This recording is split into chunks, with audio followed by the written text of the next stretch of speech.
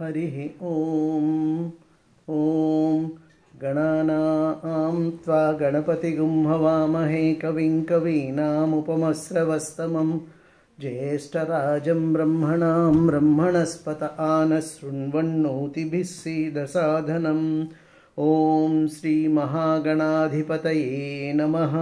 प्रणो देवी सरस्वती वाजेभिर्वाजिनीवती धीनामवित्र्यवतु वाग्देव्यै नमः। ॐ मातृदेवो भव पितृदेवो भव आचार्यदेवो भव अतिथिदेवो भव। हरिः ॐ ॐ नमो श्रीशंकर भगवत्पाद जगद्गुरुवे नमः। ॐ नमो भगवते रामानुजाय नमः। अभ्रमं भङ्गरहितम् अजडं विमलं सदानन्दतीर्थम् अतुलं भजे तापत्रयापहं वादिराजगुरून् वन्दे हयग्रीवपदाश्रयान्। वादिराजकेसरिणे नमः। पूज्याय राघवेन्द्राय सत्यधर्मरताय च भजतां कल्पवृक्षाय नमतां कामधेनुवे। हरिः ॐ ॐ व्यासाय विष्णुरूपाय व्यासरूपाय विष्णवे श्रीवेदव्यास भगवाने नमः। Dear friends, శ్రీరామచంద్రమూర్తి వైభవ స్ఫూర్తి అనే శీర్షిక కింద we are discussing the greatness of Ramayana and Ramachandra ప్రభు. ఇంతకుముందు మనం భరతుడు మొత్తం తన మంత్రివర్గంతో సహా, అంటే దశరథుని మంత్రివర్గంతో వశిష్ఠునితో తన తల్లులను పిలుచుకొని శ్రీరామచంద్రుడి దగ్గరికి వెళ్తాడు. వెళ్ళి వచ్చి నువ్వు రాజ్యాభిషిక్తుడుగా అన్నయ్య అని అందరితో చెప్పిస్తాడు.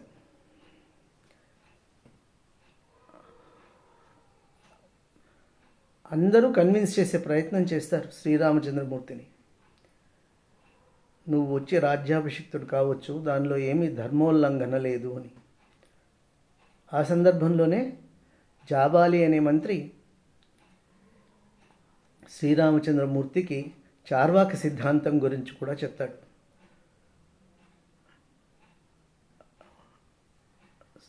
స్వామి, మీరు వచ్చి రాజ్యాభిషేకం చేసి రాజ్యాభిషిక్తులుగా అండి, రాజభోగాలు అనుభవించండి అంటే, నేను మా నాయన చెప్పినాడు, నేను మా పితృవాక్ పరిపాలన, నేను అడవులకు పోతాను అనడం సమంజసం కాదు.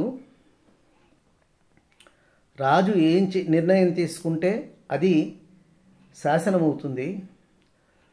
సో మీ లెక్క ప్రకారమే భరతుడు కూడా వచ్చి మిమ్మల్ని అడుగుతున్నాడు రమ్మని. రాజ్యభోగాలు అనుభవించకుండా మీకు కానలకు పోవలసిన కర్మేమి అంటాడు. అంటే చార్వాక సిద్ధాంతం అదే చెప్తుంది. ధర్మం మిథ్య, భోగం సత్యం అంటుంది. ఈ దేహం ఉండేది, దేహంలో ప్రాణం ఉన్నంత వరకే జీవం ఉండేది. ఈ జీవించడం చాలా ఆడంబరంగా భోగయుక్తంగా జీవించాలి. మనం జీవించేది ఎందుకు అంటే ఎంజాయ్ చేయడానికే. When once you lose the body, what will you enjoy? కాబట్టి ఈ దేహం ఉండగానే మనము సర్వసుఖాలు అనుభవించాలి అనేది చార్వాక సిద్ధాంతం. అప్పుడు రాముడు అసహనం వ్యక్తం చేస్తాడు. సో ఈ దశరథ్ అందరూ, సుమంత్రుడు చెప్తాడు, వశిష్ఠుడు చెప్తాడు, కైకేయి చెప్తుంది. అది ఏం జరిగిందో నాకు తెలీదు, అలా జరిగిపోయిందంటే నువ్వు రాజ్యానికి వచ్చేయి రామచంద్ర అని చెప్తుంది. కానీ ఒప్పుకోడు. అప్పుడు ఇంకా అందరూ అయిపోయిన తర్వాత భరతుడు వస్తాడు. భరతుడు మాట్లాడతాడు. హీ ఆస్ రామచంద్రమూర్తి కిం కర్తవ్యం, అంటే ఇప్పుడు నన్ను ఏం చేయమంటావని. మిమ్మల్ని ఏమో రమ్మంటున్నాను, మీరు రాజ్యానికి రానంటున్నారు. పితృవాక్ పరిపాలన అన్నారు, సో ధర్మానుసరణం అన్నారు, సో వంశ ప్రతిష్ట అన్నారు. ఇన్ని మాటలు చెప్పినారు మీరు, నేను ఇంకేం చెప్తాను మీకు, ఇప్పుడు నన్నేం చేయమంటారు అని అడుగుతాడు. అడిగితే రామచంద్రమూర్తి వెంటనే చెప్తారు, నాన్నగారి కోరిక నువ్వు రాజ్యాభిషిక్తుడు కావాలా అని, కాబట్టి పోయి రాజ్యాభిషేకం చేసుకుని అయోధ్యలో చల్లగా ఉండు నువ్వు అని. అంటే అప్పుడు భరతుడు మాట్లాడతాడు. అంతవరకు భరతుడు మాట్లాడు. అప్పుడు భరతుడు చెప్తాడు, అన్నా, నేను నీ ఆనతి శిరసావహించవలసిందే. నువ్వు ఏ దశరథ మహారాజు అయితే నిన్ను వనవాసం చేయమని చెప్పినాడో ఆ దశరథ మహారాజుకు రామచంద్రుడే రాజ్యం చేయాలని కోరిక ఉండింది. సో భరతుడు రాజ్యం చేయాలని ఆయన కోరుకోలేదు. ఆయన ఇచ్చిన వరాల మూలాన తప్పనిసరి పరిస్థితుల్లో భార్యా విధేయుడై నిన్ను వనవాసానికి పొమ్మన్నాడే తప్ప ఆయన he never wanted Bharata to be the king. అయోధ్యకు రాజు కావలసిన వాడు రాముడే. అందుకే నీ రాజ్యాభిషేకానికి ముహూర్తం పెట్టించినాడు ఆయన. So it was his wish that Ramachandra should become the king. నాకు తండ్రి గారి కోరిక తీర్చాల్సిన బాధ్యత ఉందా లేదా? ఉంది కదా. కాబట్టి నేను కూడా ఆ నమ్మకం, ప్రజలు కూడా రామరాజ్యమే కోరుకుంటున్నారు. అటువంటప్పుడు నేను ఏ విధంగా రాజ్యం చేస్తాను? సో మా నాన్నగారి కోరిక తీర్చే బాధ్యత నాకు కూడా ఉంది కదా. అందుకే నేను వచ్చేటప్పుడు ప్రజలకు చెప్పి వచ్చినాను, నేను తిరిగి వస్తే అయోధ్యలో కాలు పెడితే రామచంద్రమూర్తితోనే వస్తాను, మా అన్నగారిని వదిన గారిని తీసుకొని వస్తేనే అయోధ్యలో కాలు పెడతాను అనే వాగ్దానం చేసినాను నేను ప్రజలకు. సో నీవు రానంటే నేను అయోధ్యకు పోయే ప్రసక్తి లేదు, అయోధ్యలో కాలు పెట్టను. ఇది నా పరిస్థితి. నేను ఇప్పుడు అయోధ్యలో కాలు పెడితే అది ధర్మోల్లంఘనం అవుతుంది, నేను ప్రజలకు ఇచ్చిన మాట తప్పినవాడవుతాను. సో దీనికి సొల్యూషన్ నువ్వే చెప్పాలా అంటాడు. రాముడు ఏం చెప్తాడు? రాముడికి తండ్రి వాక్కు తనకెంత ఇంపార్టెంటో, తనకెంత శిరోధార్యమో తండ్రి పలుకులు, భరతునికి కూడా అంతే శిరోధార్యం. ఏ ధర్మం అయితే తను అనుసరిస్తున్నాడో ఆ ధర్మమే, ఆడిన మాట తప్పకూడదు. తండ్రి గారు వరం ఇచ్చినారు, సో తండ్రి గారి ఆజ్ఞ ప్రకారం నేను వచ్చినాను. ఆయన ప్రజలకు వరం ఇచ్చినాడు, నేను వీళ్ళిద్దరితోనే వస్తాను అని. సో అక్కడ రాముల వారు ధర్మ సంకటంలో పడతారు. అప్పుడు వశిష్ఠుడిని అడిగి వశిష్ఠుడు చెప్తాడు, రామచంద్రమూర్తి పాదుకలను ధరించి పాదుకలను స్వీకరించి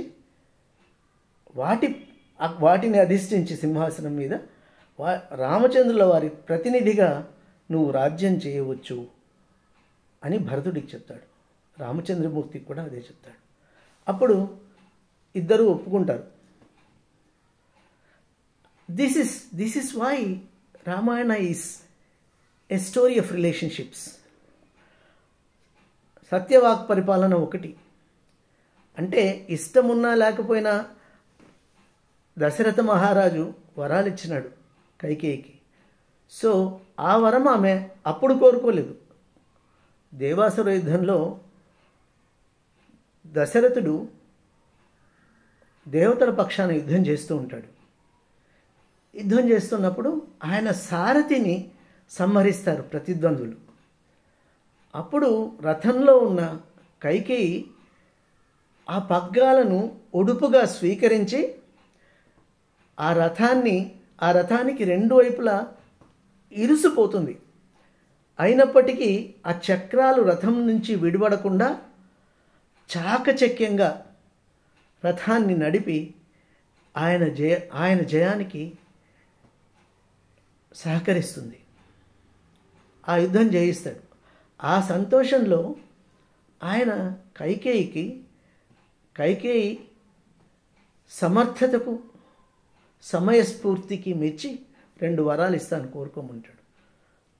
ఆమె నాకు అవసరం లేదు, నాకేం అవసరం, నేను కేకయ్య కుమార్తెను, దశరథ మహారాజు నా భర్త, నాకేం వరాలు కావాలా, ఐ డోంట్ నీడ్ ఇట్, నాకు అక్కర్లేదు అంటుంది. కానీ గుర్తుపెట్టుకో, ఎప్పుడు అవసరం వచ్చినా నీకు ఈ 2 వరాలు నేను ఇస్తాను అని చెప్పింటాడు ఆయన. సో అది ఒకటి వచనము. ఆయన వచనం ఇచ్చినాడు, వరాలు ఇచ్చినాడు కాబట్టి దాన్ని ఫాలో అయ్యే తీరాల. అది ఎప్పుడు కోరింది ఆమె? ఈయన శ్రీరామచంద్రుడిని రాజ్యాభిషేకం చేస్తాను అని అనౌన్స్ చేసిన తర్వాత కోరింది. సో ఇష్టం ఉన్నా లేకపోయినా కూడా ఆ వరాలను ఆయన ఇవ్వాల్సిందే. సో ఆడిన మాట తప్పకూడదు, అది ఒక నియమం. కానీ వనవాసానికి రాముణ్ణి పంపిస్తే ఆమె 2 కోరికలు తెలిసిన, భరతునికి పట్టాభిషేకము, రాముడు వనవాసం చేయడము, ఆ 2 ఆమె కోరికలు. ఆయన గత్యంతరం లేని పరిస్థితుల్లో నిర్వీర్యుడైపోతాడు పాపం. అయిపోయి ఇంకా రాముడికి చెప్పలేకుండా ఉంటే ఆమె చెప్తుంది ఆయన తరఫున. సో రాముడు బయలుదేరుతాడు. నాన్నగారు మాట ఇచ్చినారు, నాన్నగారు చెప్పినారంటే ఆ శిరోధార్యం నాకు అని ఆయన బయలుదేరుతారు. సో ఇంతవరకు జరిగిన కథ అది. దాంతో వచ్చేస్తాడు. అప్పుడు భరతుడు నగరంలో ఉండిండు. సో భరతుడికి ఇవేవీ తెలీదు. భరతుడికి తన మేనమామ గారింటికి పోయింటాడు ఆయన. ఏవో దుస్వప్నాలన్నీ గోచరిస్తాయి. ఏమైంది అని ఆయన పరిగెత్తుకుంటూ వస్తాడు అయోధ్యకు. అప్పటికే ఇవన్నీ జరిగిపోతాయి. రాములు వారు బయలుదేరి వెళ్ళిపోయి ఉంటారు. తల్లిని నిందిస్తాడు ఆయన. కానీ నేను నీకోసమే చేసినాను ఉంటుంది కైకేయి. సో అదంతా జరిగిపోయిన తర్వాత ఈ సీన్ వస్తుంది. రామచంద్రుల వారు వెళ్ళడం, భరతుల వారు కన్విన్స్ చేసి తీసుకొస్తానని రావడం, ప్రజలకు మాటిస్తాడు, నేను అడుగు పెడితే నేను శ్రీరామచంద్రుడితోనూ సీతమ్మ వారితోనే వస్తాను, నగరంలో అడుగు పెడతానని చెప్తాడు ఆయన. సరే, దానికి వశిష్ఠుడు పాదుకలను, శ్రీరామచంద్ర వారి పాదుకలను తీసుకొని ఆ పాదుకలకు పట్టాభిషేకం చేసి ఆయన ప్రతినిధిగా నువ్వు రాజ్యమేలో వచ్చి ఉంటాడు. అది సరే. మరి అప్పుడు భరతుడు, అన్నయ్య నీ ధర్మ విచారం ప్రకారమే నేను ఇక్కడే చెప్తున్నాను ముందుగానే, నేను నా ప్రజలకు మాట ఇచ్చినాను, నేను నగరంలో ప్రవేశం చేస్తే అంటూ రామచంద్రుడితోనే చేస్తానని. కాబట్టి నేను అయోధ్య నగర ప్రవేశం చెయ్యను. అయోధ్యకు సమీపంలో ఉన్న నందిగ్రామ్లోనే ఈ పాదుకల నుంచి అక్కడే నివసిస్తాను. అండ్ నా రాముడు, మా అన్నగారు ఏ విధంగా వనవాస జీవితం గడుపుతున్నారో అదేవిధంగా నేను కూడా నారవస్త్రాలు ధరించి వనవాస జీవితమే గడుపుతాను. నేను అక్కడ ఉన్నా కూడా, నేను రాజప్రతినిధిని అయినా కూడా, నేను మాత్రం శ్రీరామచంద్రమూర్తిని ఆదర్శంగా తీసుకొని ఆయన ఏ విధమైన, మా అన్నగారు ఏ విధమైన జీవనం జీవిస్తారో అదే జీవనమే నేను కూడా ఇక్కడ జీవిస్తాను నేను. అండ్ ఎప్పుడైతే గడువు తీరిపోతుందో అప్పటికి మీరు సీతా సమేతులై నిర్ణీత సమయంలో అయోధ్యకు రాలేకపోతే నేను ప్రాయోపవేశం చేస్తాను అని ప్రతిజ్ఞ చేస్తాడు. అంటే అన్నగారంటే ఎంత అభిమానం ఉంది. మన సాంప్రదాయంలో తండ్రి తర్వాత స్థానం అన్నగారిది. సో ఆటోమేటికలీ పెద్ద కొడుకు తండ్రి స్థానాన్ని స్వీకరిస్తాడు. ఇప్పటికీ జేహెచ్ఎఫ్ సిస్టంలో, even law, Hindu law states that, Hindu లాలో జేహెచ్ఎఫ్లో కర్త ఎవరు ఉంటే యజమాని, యజమాని తర్వాత యజమాని ఎవరు ఉంటే పెద్ద కొడుకు అవుతాడు. ఆ విధంగా అంటే ఒక రాజు ఏ విధంగా అయినా సరే తను ఇచ్చిన వాగ్దానానికి బద్ధుడై ఉండాలి. అండ్ కొడుకులు అనేవాళ్ళు తండ్రి మాటను శిరసా వహించాలి. తండ్రి పరిస్థితిని అర్థం చేసుకోవాలి. తండ్రిని నిందించకూడదు. మాట ఇచ్చినాడు, అయిపోయింది ఆయన.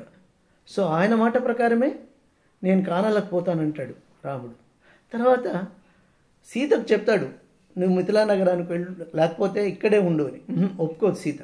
ఏమంటే నేను నీ సహధర్మచారిణి కాబట్టి నేను నీతోనే ఉంటాను అని. అదేవిధంగా తమ్ముళ్ళు ఏ విధంగా ఉండాలి అంటే అన్నగారిని అనుసరించడం తప్ప ఉత్తమమైన మార్గం తమ్ముళ్లకు ఏమిటి, అనుజన్ములకు ఏమిటి అంటే అగ్రజుణ్ణి ఫాలో అవ్వడం, అగ్రజుణ్ణి అనుసరించడమే అనుజులకు ధర్మ మార్గం. సో ఇదంతా it is a sort of lesson. మన సమాజంలో ఉండవలసిన మంచి ఒక కుటుంబంలో ఉండవలసిన మంచి లక్షణాలు. It is very unfortunate we don't have any, we have only divided family system today. Joint family systems లేవు మనకు. జాయింట్ ఫ్యామిలీస్లో ఉండేవి ఇవన్నీ. తాతగారు, తండ్రి గారు, పెదనాన్నగారు, చిన్నాన్నగారు, ఆ అభిమానాలు అవన్నీ ఇప్పుడు ఐసోలేట్ అయిపోయినాయి. సో రామాయణం అనేది it is really A story of a lovely and affectionate relationships, genuine relationships. ఆ విధంగా ప్రతిజ్ఞ చేస్తే అందరూ ఆశ్చర్యపోతారు. అప్పుడు వశిష్ఠుల వారు బంగారుతో చేయించినటువంటి పాదుకలు, బంగారు తొడుగులు కలిగినటువంటి పాదుకలను తెప్పించి శ్రీరాముని చేత ధరింపచేస్తారు. చేసిన తర్వాత ఆ పాదుకలను స్వీకరించి తల మీద పెట్టుకొని ఆయన అక్కడి నుంచి అయోధ్యకు మరలుతాడు. మరలి నందిగ్రామం దగ్గరే నిలిచిపోతాడు. ఒక కుటీరం నిర్మించమని చెప్తాడు. ఆ కుటీరంలో ఉండి పాదుకలను సేవిస్తూ నిత్యము రామనామ స్మరణలో ధన్యుడవుతాడు. అక్కడే ఉండిపోతాడు ఆయన నగర ప్రవేశం చేయడు. తిరిగి రావణ సంహారం అయిన తర్వాత రాముడు పుష్పక విమానంలో రాముడు సీత నందిగ్రామానికి వచ్చిన తర్వాతనే వారితో పాటే ఆయన అయోధ్యలో ప్రవేశిస్తాడు. అంత గొప్ప అవ్యాజమైన ప్రేమ కలిగినటువంటి వాడు భరతుడు. భరతుడి త్యాగనిరతికి సమానం లేనే లేదు. కావాలనుకుంటే he can become a king then, but he denies all that. And అది కూడా చెప్తాడు, రాముడు ఏ విధంగా ఉంటాడో రాముడినే భరతుడు అనుసరిస్తాడు. నా తల్లి కోరిక ఉండవచ్చు, నేను రాజు కావాలా, భోగాలు అనుభవించాలని. కానీ రాముడు ఏ జీవనం జీవిస్తాడో భరతుడు కూడా అదే జీవనం జీవిస్తాడు అని చెప్తాడు ఆయన.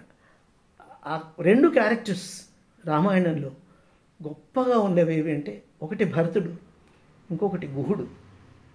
రామచరితమానస్లో వీళ్ళిద్దరికీ రామభక్తుడిగా, స్నేహితుడిగా గుహుడికి అండ్ త్యాగనిరతికి ఉదాహరణగా భరతుడు. ఈ ఇద్దరికి రామచరితమానస్లో తులసీదాస్ చాలా పెద్ద పీట వేస్తాడు. అండ్ ఇంకొకటి ఏమంటే రామాయణంలో ముఖ్యంగా చెప్పుకోవాల్సిన విషయం, నేను చిన్నప్పటి నుంచి రామాయణం చాలా పుస్తకాలు చదివాను, కానీ అండ్ పర్టికులర్లీ వాల్మీకి రామాయణం రాముడు వెనెవర్ హీ రెఫర్స్ హిమ్సెల్ఫ్ అంటే రాముడు ఎప్పుడు గురించి తాను చెప్పుకోవాల్సి వచ్చినా తన వంశాన్ని గురించి, తన తండ్రిని గురించి, అయోధ్య నగరం గురించి చెప్తాడు. ఆయన గొప్పగా చెప్తాడు. నేను రఘువంశం చక్రవర్తి అయిన దశరథ మహారాజు, అయోధ్య నగరానికి మహారాజైన దశరథ మహారాజు పుత్రుడు, నా పేరు శ్రీరామచంద్రుడు. He always introduced himself as the ancestor of the Raghuvamsa dynasty and son of Dasaratha, King Dasaratha. The lesson we have to learn from this is we should never forget our roots. మన మూలాలను మనం ఎప్పుడూ మర్చిపోకూడదు. ఎందుకంటే మన మూలాలు they stand as inspiration for us. They should inspire us in such a manner that we do something great, that our ancestors feel great of us. అంటే మనం వంశము, ప్రతి ఒక్కరికి వంశం ఉంటుంది, కులం ఉంటుంది, తల్లిదండ్రులు ఉంటారు, పెద్దవాళ్ళు. వాళ్ళను ఎప్పటికీ మర్చిపోకూడదు. మనం ఎక్కడి నుంచి వచ్చినాము, ఏ ప్రాంతం నుంచి వచ్చినాము, మనం ఎవరు అనేది ఎట్టి పరిస్థితుల్లో మనం మర్చిపోకూడదు. నవేడేస్ ఇవన్నీ నాట్ పాసిబుల్ అని మర్చిపోతాం జనరల్గా. బట్ ఒక్కొక్కసారి ఆలోచిస్తే really today I may be very comfortable. I may be staying in a multi-story complex with so many amenities like AC and colorful dome, home theater, etc. చాలా విలాసవంత జీవితం నేను గడుపుతూ ఉండొచ్చు ఆనందంగా. కానీ ఇది నా నిజమైన ఆనందం కాదు. నాకెప్పుడు నిజమైన ఆనందం కలుగుతుందంటే when I see the place where I took my birth, where I spent my time with the parents. నా తల్లిదండ్రులు నేను బాల్యంలో ఉన్నప్పుడు ఏ ఇంట్లో ఉన్నానో ఆ ఇంటికి పోతే వచ్చే ఆనందము ఇప్పుడు ఉన్న ఆనందానికి కొన్ని వందల రెట్లు ఉంటుంది. నిజమైన ఆనందం అదే. మన ఊరు, మన ఇల్లు, మన స్వస్థలము, మనం ఎక్కడ పెరిగినాము, ఒక్కసారి మనము అక్కడికి పోయి ఆ ఆనందాన్ని అనుభవిస్తేనే తెలుస్తుంది అది. అండ్ దానికి సమానం ఏదీ లేదు. And that was genuine and true. That remains for ever. ఇప్పుడు ఉండేది ఉండొచ్చు, కానీ maybe this is a comfort but not the true Joy. అందుకే అది ఒక మహోత్తరమైన పాఠం రామాయణం నుంచి మనం నేర్చుకోవాల్సింది. మన మూలాలను మనం ఎప్పుడూ మర్చిపోకూడదు. మన తల్లిదండ్రులు ఎవరు, మనం ఎక్కడి నుంచి వచ్చినాము అనేది, మన పూర్వీకులు ఎవరు. ఎందుకంటే వాళ్ళని తలుచుకోవడం మూలాన మనం ఇన్స్పైర్ అయ్యి సవ్యమైన మార్గంలో ప్రయాణం చేసే ఛాన్సెస్ ఎక్కువ ఉంటాయి. వాళ్ళని ఎప్పుడు స్మరిస్తామో అప్పుడు మనము సన్మార్గంలోనే ప్రయాణిస్తాం.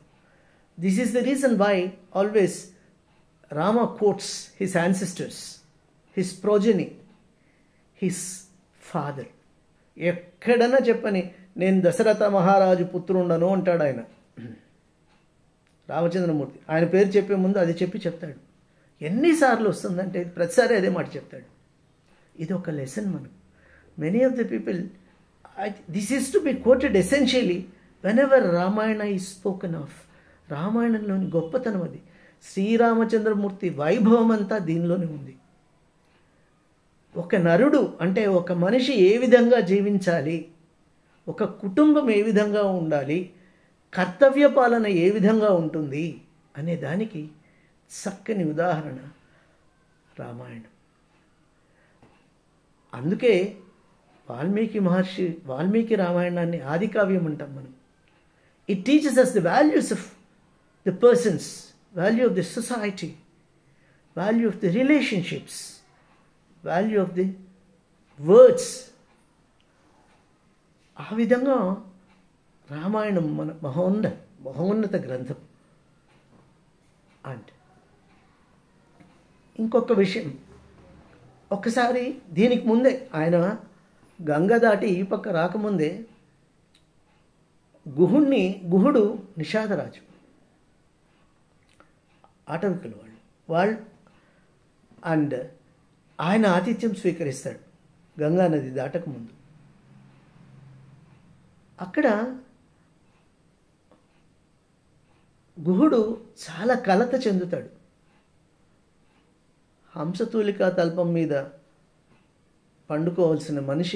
పండుకోవాల్సిన చక్రవర్తి, భావి చక్రవర్తి దర్భచాపల మీద నా దగ్గర పడుకున్నాడు. ఇంకా రామరాజ్యం వస్తుంది, రాముల వారు పట్టాభిషిక్తులు అవుతారు అని అనుకోకముందే ఈ దుర్వార్త వచ్చింది. ఎందుకు ఈ విధంగా జరిగింది, ఎవరు కుట్ర పన్నినారు అని బాధపడతాడు.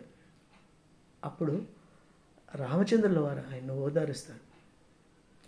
ఇది ఎవరి కుట్ర కాదు. ఏదైనా కాలాన్ని అనుసరించి జరుగుతుంది. ఏమో అండ్ ప్రతిక్రియలోనూ ఒక పరమార్థం ఉంటుంది. నా వనవాస పరమార్థం ఏమో తెలియదు నాకు. నా తల్లిగారికి కావాలనిపించింది, అలా ఆమె కోరిక కోరింది. నా తండ్రి గారు మాట ఇచ్చినారు, ఆయన మాట ప్రకారమే నేను వచ్చినాను. కాబట్టి దీనిలో ఎవరి కుట్ర జరగలేదు. మీరు విచారించకండి, అవసరమైతే తిరుగుబాటు చేస్తానంటాడు గుహుడు. అంత ఏం లేదు, రామరాజ్యం నా రాజ్యము, మీరు మేము అంతా ఒకటి, భరతుడు ఒకటి మీరు ఒకటి కాదు నాకు అని ఆలింగనం చేసుకొని ఆయన దగ్గర నుంచి వీడ్కోలు పొందుతాడు. ఆ సన్నివేశం నిజంగా రామచరితమానసులో కళ్ళకు కట్టినట్టుగా ఉంటుంది. భరతుడికి మీకు తేడా ఏం లేదు, భరతుడు ఎంతనో మీరు కూడా అంతే నాకు అంటాడు గుహునితో. అది చదువుతుంటే ఎంత గొప్పగా అనిపిస్తుందంటే, నిజంగా అటువంటి రామాయణం ఎందుకు అంత గొప్ప కావ్యమైంది అనేది మనకు అర్థమవుతుంది. అండ్ గంగా దాటాల్సి వస్తుంది. సో పడవ కోసం వస్తారు వాళ్ళు.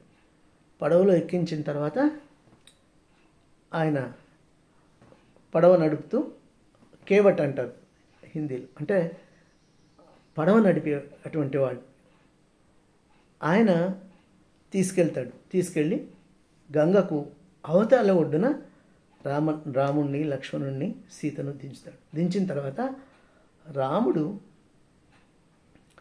సీత వైపు చూస్తాడు, అంటే ఆయనకు చెల్లించమని, మూల్యం చెల్లించమంటే సీత తన అంగుళికి తీసిస్తానంటుంది. అంటే అప్పుడు ఆయన వద్దంటాడు, ఆ పడవవాడు వద్దంటాడు. ఏమంటే, ప్రభు, ఒకే వృత్తిలో ఉన్నవాళ్ళు ఒకరి దగ్గర ఒకరు డబ్బులు తీసుకోకూడదు సర్వీసెస్ చేస్తే అంటాడు. అంటే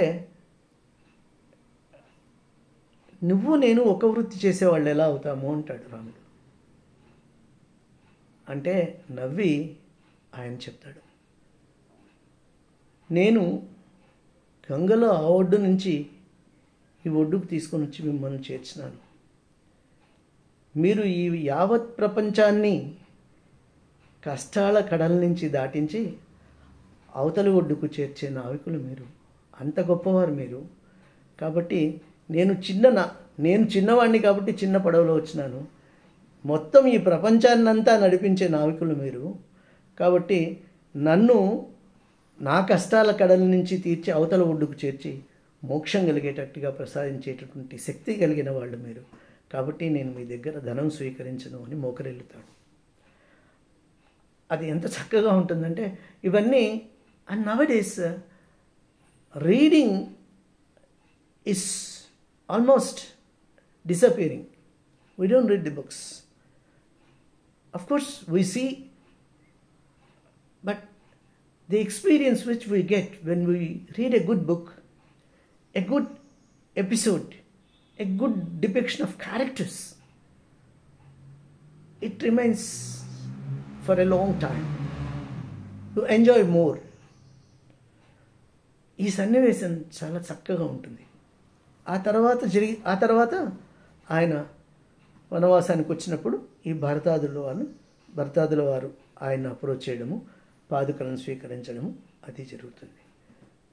so with this we stop here and we shall continue. ఈ రామచంద్రము వైభవ స్ఫూర్తి అనేది తర్వాత కంటిన్యూ చేస్తాం. రామచంద్రుడి కంటే గొప్ప ఇన్స్పిరేషన్ వేరే లేనే లేదు. అంత గొప్పవాడు శ్రీరామచంద్రమూర్తి. ఓం నమో నారాయణ. Thank you.